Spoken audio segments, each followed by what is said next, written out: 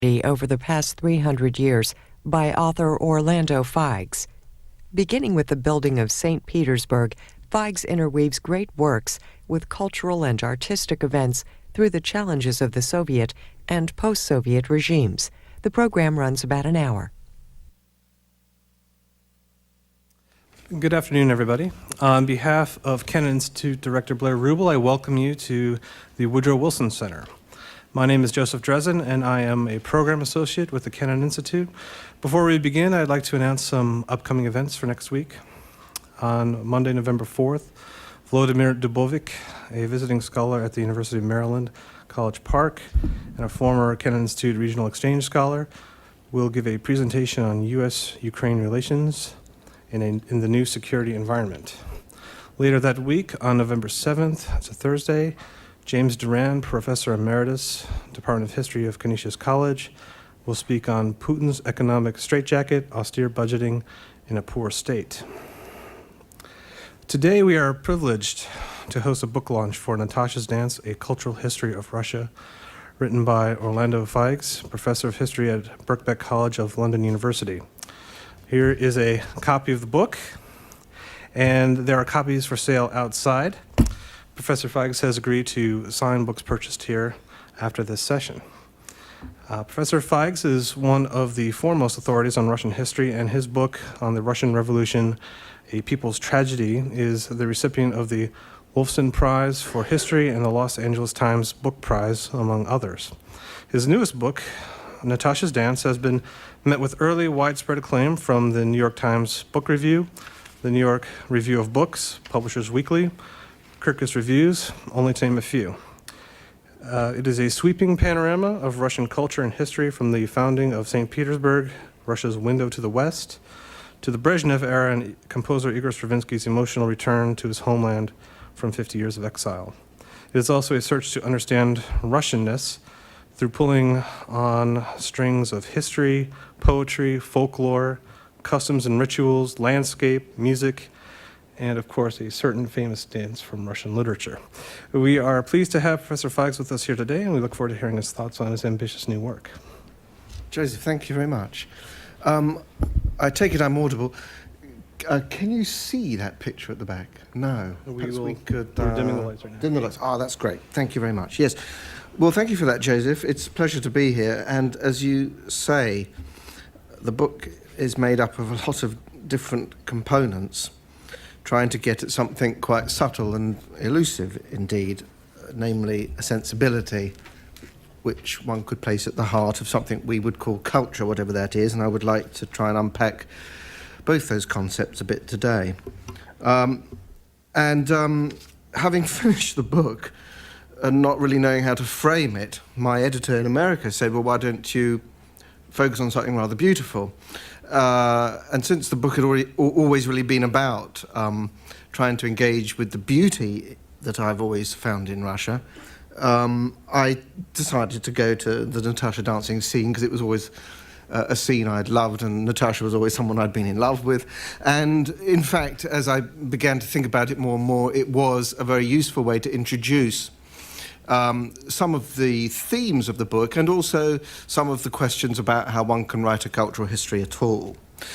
No doubt the scene is known to all of you here, I'm sure, but let me just recap very briefly on it. It's that moment in War and Peace when Natasha Rostov and her brother Nikolai find themselves at the end of a day's hunting in the woods being invited back to their uncle's cabin. It's not really clear whether he is an uncle of the Rostov family. Uncle appears in inverted commas. But he lives there, retired army captain from civil service, with a woman called Anicia, who's introduced as his housekeeper, but it becomes clear from the looks between them that she's also some sort of unofficial wife.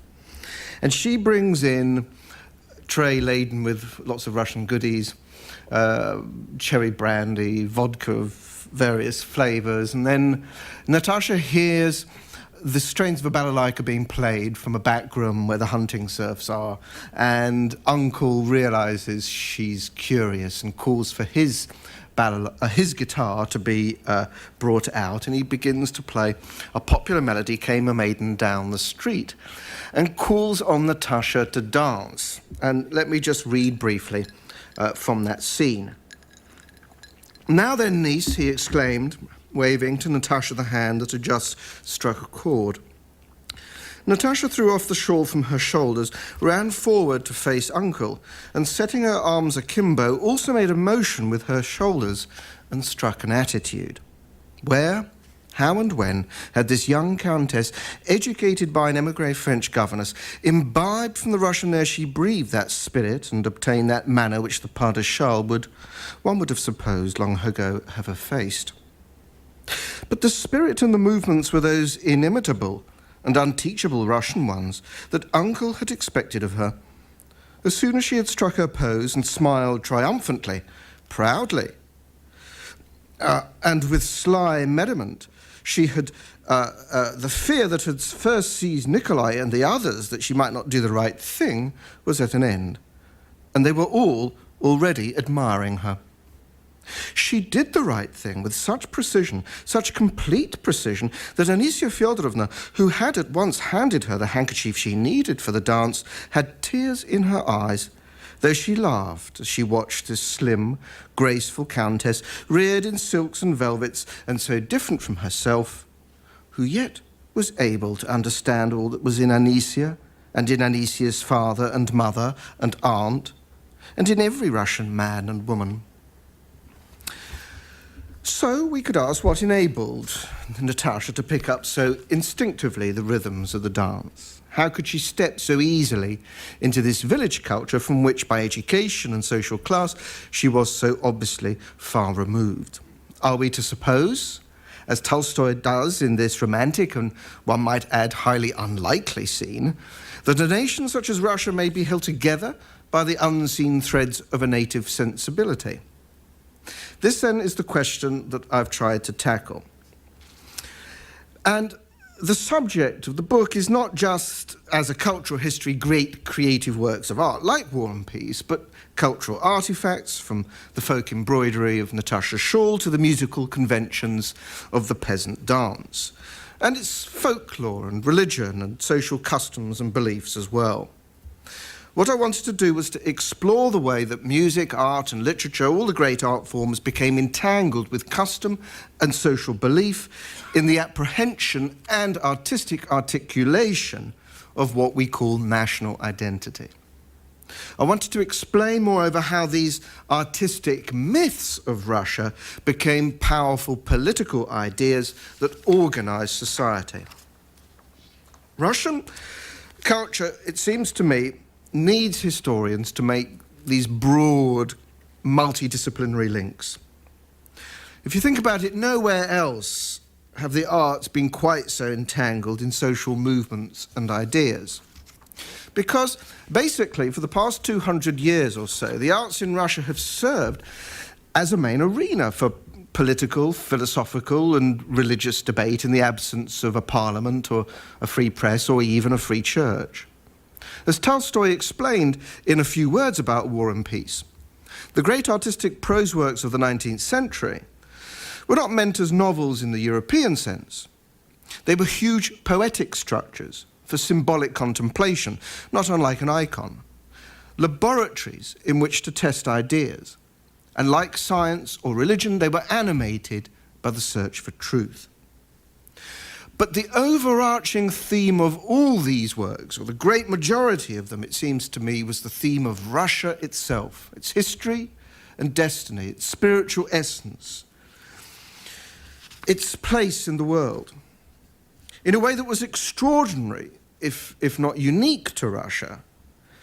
The country's artistic energy was almost wholly given to the quest to grasp the idea of its nationality. Nowhere has the artist been quite so burdened with the task of national leadership, and for that very reason, nowhere has the artist been more feared and persecuted by the state. Alienated from official Russia by their politics, from peasant Russia by their education, Russia's artists from roughly the 1820s and 30s onwards took it on themselves to create a national community through values and ideas of literature and art. And at the center of many of their works is the question of what it means to be a Russian. Where was the true Russia? In Europe or in Asia? In Petersburg or in Moscow? In the palaces of the Tsars or in the muddy one-street village where Natasha's uncle lived? These, then, were the questions that preoccupied not just every serious writer, poet, musician, artist, but many folklorists and indeed many geologists and archaeologists in that golden age of Russian culture, from the age of Pushkin to the age of Pasternak. And what I've tried to do is to take all of these manifestations together, make links between them, to try to come up with a history of ideas and attitudes, using works of art not as a window onto life, but as a record of belief, or notions of the nation by which Russia came to understand itself. Because I think if we look carefully at these, we can use them as a window on a nation's inner life. Now, Natasha's dancing scene is one such opening. At its heart is the encounter that runs right through Natasha's Dance, the book that I've written, the encounter between two entirely different worlds. The European culture of the upper classes and the native or Russian culture of the peasantry. From the beginning of the 18th century, the aristocracy, especially in St. Petersburg, less so, but still in the provinces too, had immersed itself in the culture of the West. It built European palaces, it bought imported clothes and furniture, it adopted foreign manners and conventions, secular ideas and attitudes, it read foreign books, it imitated Western works of art, and it spoke in French and English better on the whole than it spoke its native tongue. A question, I think, a terribly important question about language, which we might return to when we come to open discussion.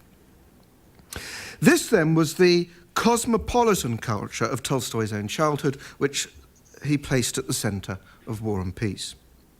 As I say, then, this creative tension between the high and low culture of Russia is, I think, the driving force of so much of that Russian cultural renaissance of the 19th and early 20th centuries. There was an obsessive quest by artists like Tolstoy to capture, apprehend, encapsulate, express the unique features of this native culture and to find the common threads, whether that be in language, in custom, in religious belief, or in what Herzen called the feudal bonds of affection uniting the nobleman with the serf domestics that might bind Russia's elites with the Russian people.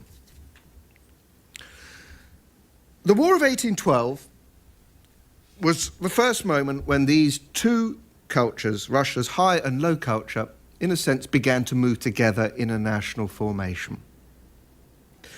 And that's, I suppose, why Tolstoy focused War and Peace as a sort of national epic at that time. Stirred by the patriotic spirit of their serfs, the aristocracy of Natasha's generation began to break free from the foreign conventions of their society and search for a new nation based on Russian principles. Now, clearly, that was something going on throughout Europe. They were influenced terribly by the Romantic writers of Germany in this endeavour. But there was a particular political dimension to that quest for Russianness, which so obviously stemmed from the great social divide in Russia at the time. And it added a particular flavour to the Russian national moment. We can see this return to native ways in this print by Adolphe Laduria, which is, as you all no doubt know, in the Winter Palace, view of the Whitehall in the Winter Palace, dated 1838. And you can see, dimly, albeit, on the left, Russian society ladies coming to a ball wearing a sarafan, a traditional Russian headdress. We also know from records that about this time, the pliaska, the Russian or Polish dance, began to appear at society balls, even in the Winter Palace, alongside the traditional, French mazurkas, waltzes such as Natasha herself danced in War and Peace. And indeed, like Natasha, there were many noblewomen who had learned to dance the pliasko and other Russian dances by this link, as Herzen put it, with the serfs who had brought them up. And there were in society women who made quite a name for themselves in the 1830s and 40s, dancing in a very virtuoso manner the traditional Russian dance at society balls. We can see it too in fashion. As in this portrait by Vasily Tropinin of Pushkin, dated 1827, where the great poet is pictured in a khalat, in the traditional Russian, it's such a splendid institution, isn't it? The khalat, the house coat, which is also formal enough to receive guests. So here we have the portrait of a thoroughly Europeanized Russian gentleman who's perfectly at ease with the customs of his native land. At the same time, as Tolstoy reminds us throughout War and Peace, Russians were switching in society, in the salons and the ballrooms, in their own boudoirs and reception rooms. They were switching from speaking French to speaking Russian. And it was a long, protracted process. It didn't happen quite as quickly as Tolstoy, with great artistic license, suggests immediately after 1812. And it was obviously going to be a very difficult transition because so many Russian words for individual expression. I mean, basically, Russian salon language was incredibly Gallicized, with most words adapted or neologisms from the French. You might recall that scene in War and Peace where at Princess Helene's salon, where they decide that there'll be a forfeit paid for everybody who speaks in a French word. But since they can't remember or think of a Russian word for forfeit, they say that there'd have to be a forfaiture.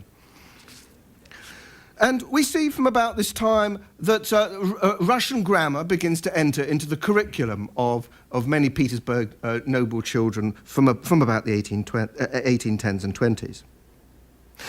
The Russians began to make a thing of eating Russian foods as well. And we see the first Russian cookbook published only as late as the 1810s. And we see changes in interior design.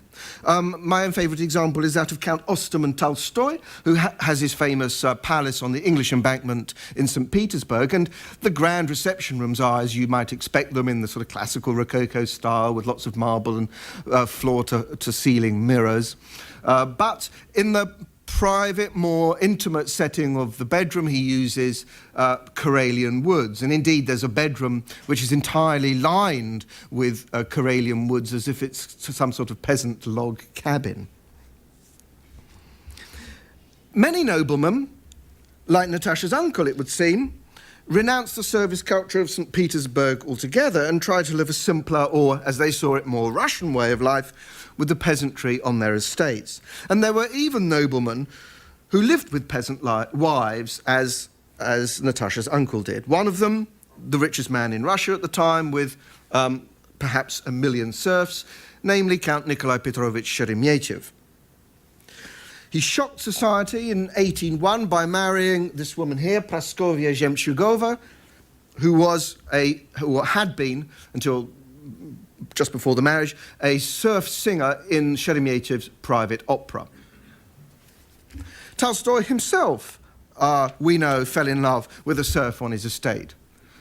And his feelings for Aksenia Bazykina, which he described to Turgenev, another man, by the way, who had fathered children by serf women, were not those, as Turgenev's might have been, the feelings of a stag, but, as Tolstoy put it to Turgenev, the feelings of a husband for a wife.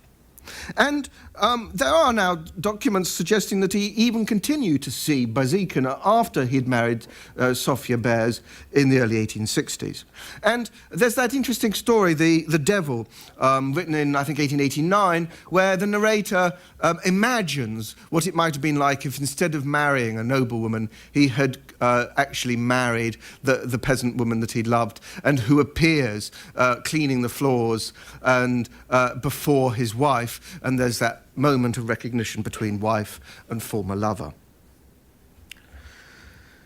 Okay, the interaction between these two cultural worlds, which were so distinct in so many ways, the educated Europeanized culture of the upper classes and the village culture of the peasantry.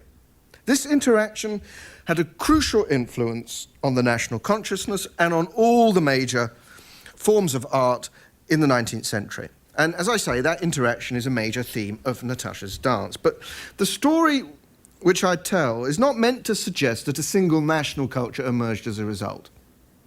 Russia was obviously too complex, too big, too ill-defined geographically, much too divided socially and politically for a single national culture to be passed off as the sort of national heritage. And moreover, I would say there was no authentic village culture of the sort imagined by Tolstoy in the dancing scene. I mean, if you think about the elements in it. The melody to which Natasha dances, it's not a folk tune as far as we can tell. Came a Maiden Down the Street might have begun as a folk tune, but it actually came down to the village as a popular melody in sheet music. So like so many folk tunes, they were popularised having gone through the towns and coming back into the countryside. Indeed, are there any really genuine folk tunes? I mean, there are probably only about 4 or 5 folk tunes in the whole of Europe, and they just get circulated around the place and coming in and out of urban societies and changed and back into the countryside. Other elements of the village culture Tolstoy pictured may have come to Russia, one might think, from the Asiatic steppe, courtesy of the Mongol horsemen who ruled indirectly over Russia from the 13th to the 15th century, and then who stayed in Russia for the most part as agriculturalists, pastoralists, traders, and indeed, as I'm sure you know, many of them entering into the aristocracy itself. Natasha's shawl was almost certainly of Persian origin, although from the 1820s there were a number of peasant factories in the Russian provinces producing, peasant-type shawls, but often copying Oriental patterns to cater to the tastes of society ladies in the towns who couldn't afford or who couldn't get quick access to a Persian shawl. The balalaika that Uncle plays was descended, musical ethnographers tell us, from the dobra, a guitar of Central Asian origin, and a guitar which also spawned as one of its legacies the gusli, which you see here, a sort of hurdy-gurdy used in much folk music throughout Russia, and tuned usually to 5 strings, because, so some musical ethnographers of the late 19th century argued, 5-string because it basically, much of Russian folk music was similar to or aligned to the pentatonic or 5-tone Indo-Chinese scale. So you see, in fact, from even as early as the 1860s, composers like Balakirev and, for a while, Rimsky-Korsakov, trying to sort of orientalize the Russian music style by writing elements of it in the pentatonic scale. I think the first example of it is about 1868 with the Tamara suite, the piano suite by Balakirev. Natasha's dance itself, for all we know, may have come from Asia. I mean, if you think about the Russian tradition of dancing in lines and circles rather than in pairs, it doesn't have much in common with the waltz Natasha would have danced at the ball. And moreover, the movements don't come from the body as a whole, they come from the shoulders, from the hands, the subtle doll-like movements of the head. Now, during the late 19th century, there was a growing interest in this possible Asiatic influence on Russian folk culture.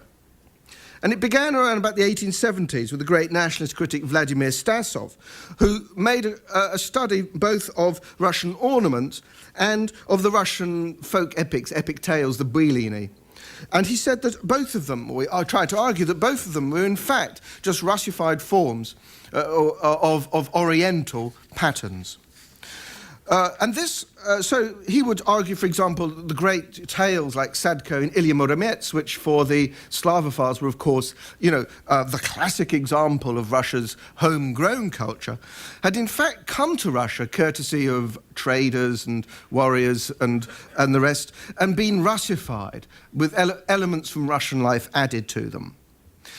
And he based this notion on a theory of culture, which I think to a large extent I would subscribe to myself, which is that actually cultures don't just grow from the soil, so to speak.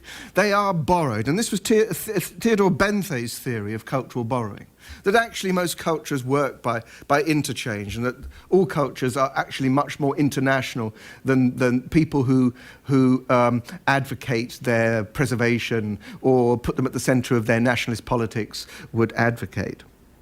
Well, as I've suggested then, the Slavophiles and the mythological school, who were closely aligned with the Slavophiles, took great offence at Stasov's theories, and we can return to that at question time, perhaps. But Stasov's theories had enormous influence on a number of Russian artists at the turn of the century, none more so than Nikolai Rerich, the painter, who, as you probably know, was also an archaeologist involved in the excavation of Scythian burial mounds in the Crimea, whose treasures can now be found in the Winter Palace itself. And Stasov, I beg your pardon, Rerich had this idea of, sort of Scythian Rus as being something that he could concoct, really, out of elements that he would have borrowed from Eastern patterns themselves. Along with Rerich, Stravinsky took to these theories of the Eurasian element in Russian culture, and indeed in the 1920s became a fully fledged member of the Eurasianist circle. And here we can see him in 1909, Stravinsky on the left there, transcribing a folk song being played, sung by a gusli player on the steps of his estate at Ust-Ilug, which is now, I believe, in Lithuania, with his mother holding his son there, Theodore, in her arms. And Stravinsky was obviously very interested in trying to capture the elements of Russian folk song, which he increasingly came to see as actually quite distinct from the European folk song tradition, particularly in terms of its rhythms, with his discovery, courtesy of musical ethnographers in the 1890s, that the sung accentuation of Russian language was much freer and could be quite different from the spoken accentuation of Russian poetry or language. And this clearly gave Stravinsky the endless possibility to introduce greater rhythmic freedom to his music. And along with Rerich, he came to this conception, I think, of the Rite of Spring in a sort of Scythian mould. Here we're going to show some of the distinct non-European elements of Russian culture at play. So we can see it, for example, here is Rerich's painting, The Idols from 1901, which shows you this sort of fantasy of Neolithic Russia, with elements from those sort of totems that Rerich would have borrowed quite directly from Stasov's own ethnographic work. He wrote to Stasov at this period, asking him for advice about what sort of motifs would have been used in Neolithic Russia. And Stasov wrote back to him and said, well, just copy it from what you can find in Tatar motifs or Persian motifs today, because, quote, where is my quote? It says, Stasov said, basically, ancient Russia and the ancient East are the same thing.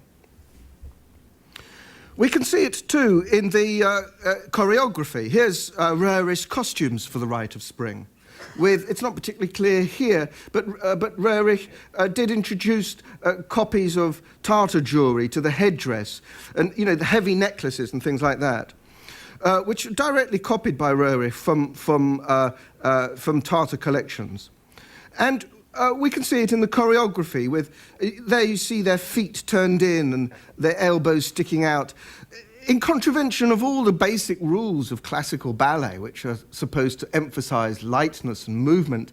Here, the choreography of Fokine in the Rite of Spring is clearly emphasizing the immobility of the dancers, their heaviness, or nepodvizhnost, as the musical term for that immobility goes, and an immobility which clearly lies at the heart of the explosive energy of the music in the Rite of Spring.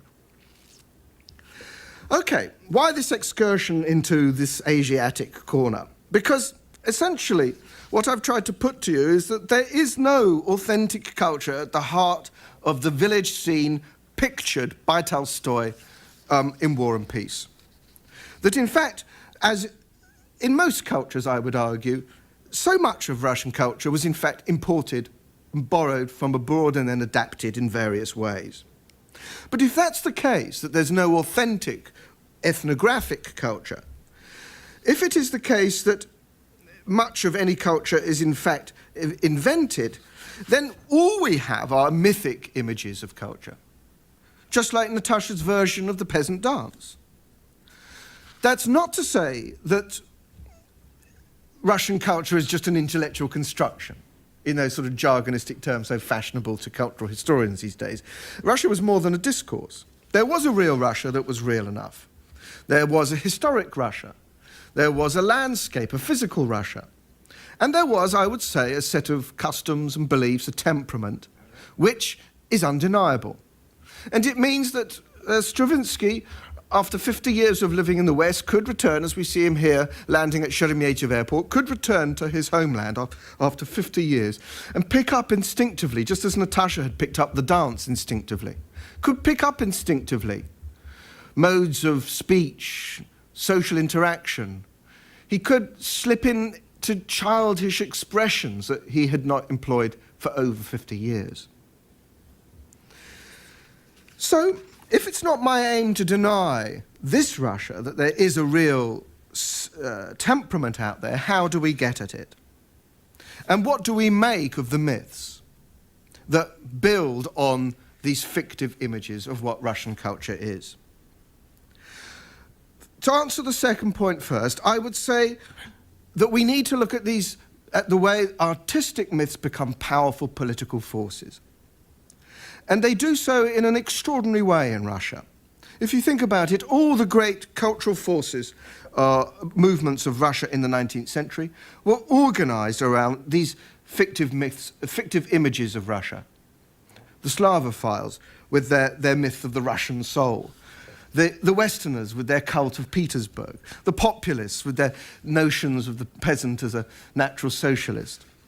Or the Scythians with their view of Russia as an elemental culture from the Asiatic steppe. Now, the point about these myths is they're not just constructions of national identity. They played a crucial role in shaping the allegiances of Russia's politics, as well as in developing notions of the self, from the most elevated forms of personal and national identity to the most quotidian matters of dress, speech, interior design, and so on. I mean, the examples are a classic. The Slavophiles are a classic case in point. Their notion of, homegrown Russian Christian principles organized a new political community in the 19th century, made up largely of the provincial gentry, Moscow intellectuals, many priests, and indeed many liberal sections of the bureaucracy. And their politics helped to shape everything from policies about free trade to foreign policy to gentry attitudes towards the peasant. And as a cultural movement, they affected the way people dressed, the way they spoke, the way they designed their interiors, and so on. It was all, bar shoes and onion domes, which itself became, I would say, one of the most unhelpful myths about Russian culture. The one exported by the Ballet Russe, exotic Russia, with its own mythic image of Natasha's dance. One of the things I would stress is just this immense complexity of Russian culture, and indeed its centrality to European civilization. Because if you think about all the great cultural figures of the 19th century, the Pushkins and the Tolstoys and the Stravinskys, they are inextricably both Europeans and Russians. And that sensibility has to be understood as something complex, which leads me to my second point, how we get at that sensibility. And the way I've tried to do it in the book is to look at it in terms of custom and convention as reflected in as many different art forms as one can, both in terms of furniture, clothing, but also in terms of the way they are articulated in fiction and in art. Because eventually, we have to recognize, I think, that, we use this word national identity. We use it, it seems to me, almost synonymously with the rather old-fashioned and now politically incorrect term, national character. But what is this? It's not something we can just derive from works of art and style. And it's not something we can make up simply as literary discourse either. If national identity is to mean anything, it must mean behaviour.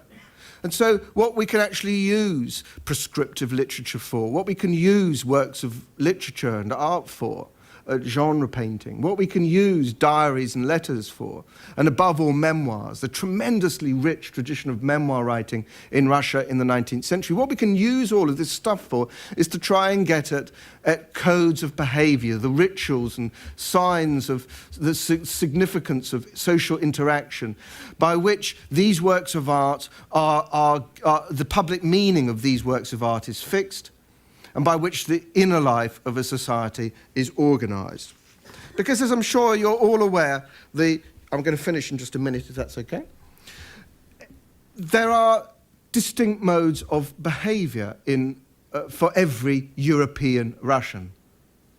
There are moments when they have to act out, or as Peter commanded them to, they have to almost act out their European manners like an actor on the stage.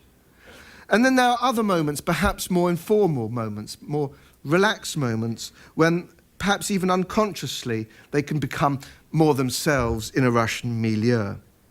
Natasha's visit to her uncle was one such switch, it seems to me, or the picturing of one such switch. The way she was expected to behave at home in the Rostov Palace or at the ball where she was presented to the emperor was a world apart from this village scene where her expressive nature was allowed free rein. And it was evidently her gregarious enjoyment of such a relaxed social setting that communicated itself in her dance. This same sense of relaxation, of becoming more oneself in a Russian milieu, was shared by many Russians of Natasha's class and generation, including her own uncle, it would seem. The simple recreations of the country house or dacha, going into the woods, visiting the bathhouse, or what Nabokov called the very Russian sport of khadit po gribi, hunting for mushrooms, were more than the retrieval of a rural idyll. They were the expressions of one's Russianness. So identity is a fashionable term, but it's meaningless unless we can show how it manifests itself in behaviour. And what I've tried to do then is to interweave through works of art that might express that behaviour, the sort of diaries and letters, the sort of memoir literature that would give us something about the way the Russians saw, of a particular class, so the literary class, of course, saw such things as childhood, the way to methods of child rearing, or marriage, or the way they responded to death, or their response to the landscape, and so on. And I've done this because it seems to me that these episodes are the place where we could find, perhaps in life, the unseen threads of a common Russian sensibility, such as Tolstoy had imagined in his celebrated dancing scene. Thank you.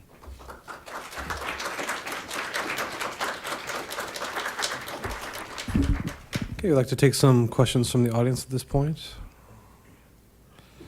I want to go ahead and start. One of the themes that you drew out was the issue of language, and I was wondering if you see that as being particularly relevant today with the encroachment of the English language in Russian culture. Yes, it is a parallel, isn't it?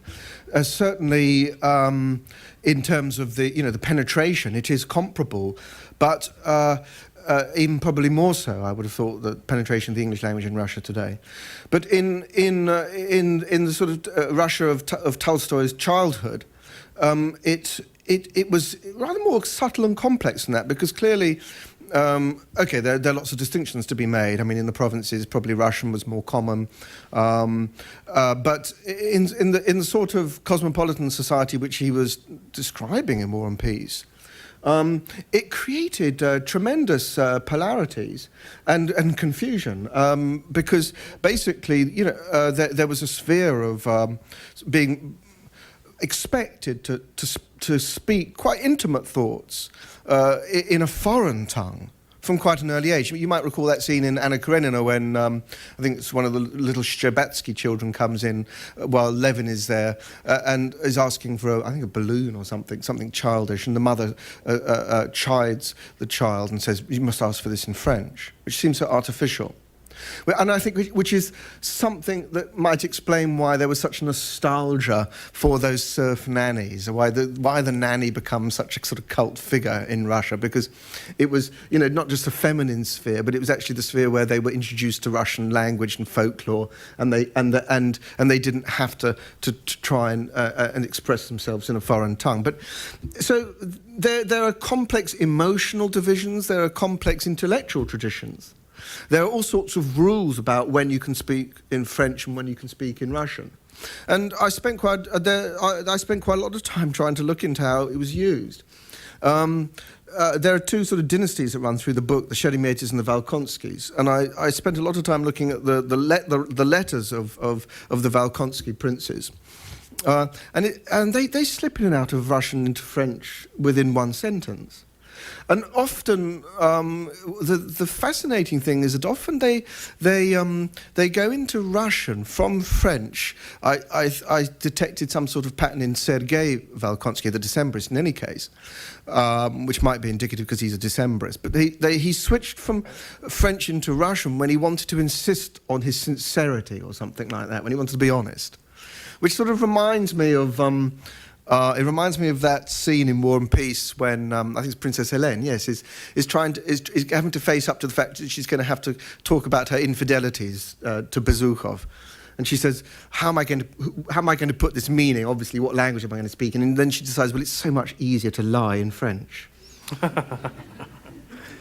Yes, right down here. And microphone will come to you. Thank you.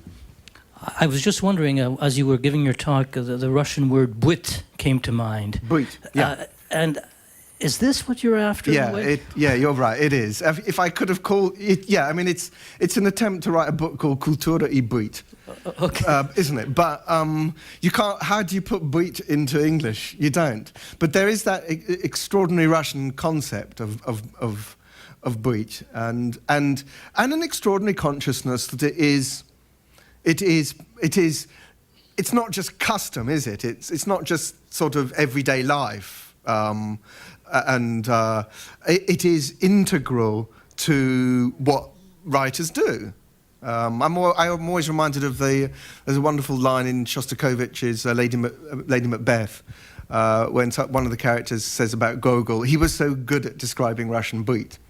And so it's this sense that life is in the art. And that descriptive element of trying to grasp the essence of what it is all about is in the Kultura. But yes, you're absolutely right. It is Kultura and byt. Yes, right here on the side. I'd like to suggest that perhaps the khalat that Pushkin is wearing is not from the peasant, but is the same one that the French and the Americans at about the same time used to define an intellectual, that you had yourself pictured. It's Bohemian, an American yeah. art historian from the Portrait Gallery has written on it about 2 years ago. Oh, it's really? a I'd very love the interesting reference. thing that you don't wear your own clothes, Right. that you wear essentially a sort of academic robe, a Greek Yes. throwback. Yes. So it's that sort of Grecian thing, is it? Do you Right. think? Yes, like Byron. And it has another word too, another title for it, halat something or other else. Right. Okay. It was an artistic convention. Oh well, then the example. Thank you so much for putting that. Can I chase you for a reference afterwards? But yes, that's useful. But so the example's a bad one, perhaps. But that thing of you read quite often about how when they would go to the dacha, for example, they would wear more relaxed clothing. You know, and the whole thing of a dressing gown. You know, the Oblomov like Oriental dressing gown. So. Yeah, the Muscovite thing. And it's also the interesting thing here too, I think, is that there's very little distinction often, although I don't think it's consciously a lack of distinction, between what is relaxed Russian and what is relaxed Oriental. You know, is Oblomov being Russian or Asiatic when he's in his dressing gown? When they talk about the Scythian temperament, when Herzen says, "I'm a true Scyth," and which is my right to be savage and uncivilized and uncultivated, that is the same. You could apply that to the Asiatic temperament in the Russian way that is cast, just as much as one could apply, in fact, to the Russian temperament as it might be cast in counter-distinction to the European behaviour as expected. But thank you for that reference. It's very interesting. Okay, can I ask if you have a question to raise your hand and leave it up for a second while I get everybody's bearings? Okay, we have 4 questions left in about 15 minutes. We'll go here to Alexander Etkin. I'm Boris Lanin, scholar canon scholar. Sorry. What's the essence of your book, Kultura и быт, culture and быт, or Kultura, culture against быт? Why Russians struggle against быт and more often against culture, the whole history? So you're referring to a sort of distinction between быт and бытие, or the transcendence of быт as being... Быт and culture. Yeah. Do they live in harmony? Oh, I see. Struggle one against each other. Well, but yes, both. I mean, I think they have a complex relationship, as you suggest, don't they? Because there's this element of actually so much of what goes into Russian art forms of one sort or another is a reflection of быт, and is a sort of digestion of быт, a reflection on быт. And at the same time, there's this striving to transcend быт, to something more meaningful, which Svetlana Boym has made a lot of, I think quite persuasively actually, the notion that there's an attempt to transcend the poshlust of быт, as Gogol might put it, and to achieve some sort of higher moral truth. And there is that element, and one might be almost tempted to link it not just to sort of mysticism generally, or transcendentalism, or religious ideas generally, but also to the sense that you get in so much Russian literature, don't you, of basically the Russia of the provinces being some sort of hellhole, really. It's some sort of place which is you've got to get out of it, because it's just a what Mussorgsky called it, the all-Russian bog. And there is that sort of sense of needing to transcend. Okay, our next question is on the side here. It's actually a short comment. I'm sorry for microcriticism, but I have another halat to mention. Okay. You showed us the image of gusli player. Yeah.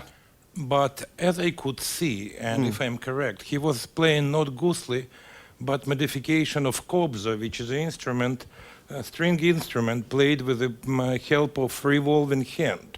So it's a sort of mechanized. Yeah, I am not a musical historian, but I believe that it's better to consult this image with a musical historian, because, you know, the devil is in details. Sure. No, I will. On the back of the photograph, which came from the Russian Museum of Ethnography, it was gusli player. But I shall go back to them and say, my friend says it's not. But you're quite. It may be, obviously, in the late 19th century, there were more and more mechanized forms, as you're suggesting, coming in. Mechanized form coming from Ukraine, but becoming common for the southern region of Russia. Right. Just better to check. Yeah. Thank you for that. Okay, right here, gentleman in the jacket.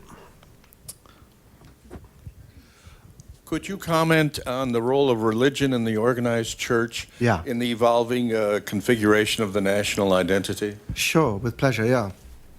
Well, I see it as central, obviously. I would, though, say I'm particularly interested in... it's often said, isn't it, that the church is the one unifying force, and I suppose in many ways it is the one unifying force. Rather than the state in many ways. But I'm also impressed by the fact that actually, especially in the late 19th century, the church looks very fragile in other ways too, because of the huge growing spread of the sects. I mean, recent work now suggesting that the sectarians were many more than we had thought before. And researching into the whole thing about the church and Tolstoy and the conflicts over excommunication, I see a church actually which is quite which is quite defensive about its and wary about its ability to actually play that national unifying force. So I would say that the church as a sort of as an established church, so we say, is perhaps not as it's obviously important, but it's certainly not as spiritually alive as the broader search for religious truth, for more informal types of orthodoxy, which you know, as in Dostoevsky's Karamazov, the Alexa who goes beyond the monastery walls. I think those religious searchings, which are tremendously influential, not just on writers and all the rest, but very influential socially, in terms of all those God seekers and in terms of all those people who went off in search of kingdoms of Epona and all the rest of it. All of that religious seeking is a very powerful social force and a very powerful element in the national consciousness. But I would spread it much wider than just the walls of the church, I think. Okay, we have a few requests left. We'll go to the gentleman in the back, and then we'll move up to the front a little bit. You mentioned the introduction of the study of grammar. I assume you meant for the children of the upper class. But did the peasants at that time get all the endings and the cases right? It's such a plague for us to worry about that. Were the peasants speaking the true Russian with all the grammar lined up properly? That's really hard to say, because the philologists who took an interest in whatever form of plain speech they could write down, as far as I know, didn't take an interest in the grammar being used by peasants of different localities. They were just trying to record, like Kirevsky and others, they were just trying to record the actual content of tales and things like that. So it would be rather difficult to tell. Later on, people like Nekrasov become interested in those elements and introduce I mean, it's seen as anathema by people like Turgenev trying to introduce the plain speech into poetry. But Nekrasov does quite a lot of work on the sort of grammar used in dialect, is I suppose how he would see it. But maybe someone in the room knows more about this. But as far as I'm aware, we can't actually tell much about differences in grammatical and syntax rules from region to region. But to come back to your question on grammar, yes, it was something that you don't see very often. You don't see very often in the late 18th century set Russian grammar and, more importantly, perhaps set rhetoric as a discipline to be introduced to the curriculum of a well-educated Petersburg nobleman destined for the civil service. And I think that is a very important sort of cultural shift around that time, that Russian is obviously something that that aristocratic people think is going to be important for service culture. Okay, we have time for two more questions. Perhaps he wants to come back on it. I don't know. Do you want to come back? Did you want to come back on it? Related, would you take the best stab at it you can, translating Brit into English or French or German or something? Brit, way of life, I suppose. Brit, yeah. Okay. Bob Cruz, next question. Thank you. My question is really about the methodology of writing about national culture in an empire. So following on Boris's question, what is the relationship here between Russkaya kultura and Rossiyskaya? And for example, you've written a long, wonderful book, but to push you further on the length and scope of the project, is Ukraine part of the story? God, yes. Well, obviously I had to make a decision fairly early on whether I was going to be talking about Russkaya kultura or Rossiyski things, and I decided that actually what interested me was Russkaya, and for reasons I can explain in relation to the Soviet period too, because I wanted to see what was really at the heart of holding a people together rather than what were official forms of culture. Although obviously that's not to deny that the imperial identity has been a very powerful one, particularly within Petrine civilization. That's undeniable. On the question of the Ukraine, that means that, or indeed any other area, that means that I've had to make sacrifices. I mean, it's not a comprehensive history. I mean, how could one do that? I mean, it's pretty comprehensive. It's pretty fat. We managed to get it thinner than that to deceive readers in the British edition. But yeah, it's obviously a selective history. You know, I mean, there's people I don't like and don't get in there. But as far as it means in terms of the national question, it means inevitably that I have spoken a little bit about the Russian fascination with Ukrainian culture as a sort of, southern thing. So, the reason why Gogol's early tales were so popular, but I haven't actually looked at Ukrainian culture and how it saw Russian culture, or how since, indeed, 91, it's tried to extricate itself from Russian culture, which I think is a very interesting question. So it means that, the Caucasus are there, but only insofar as they are, part of a Russian myth of the Caucasus. So that's what I've done.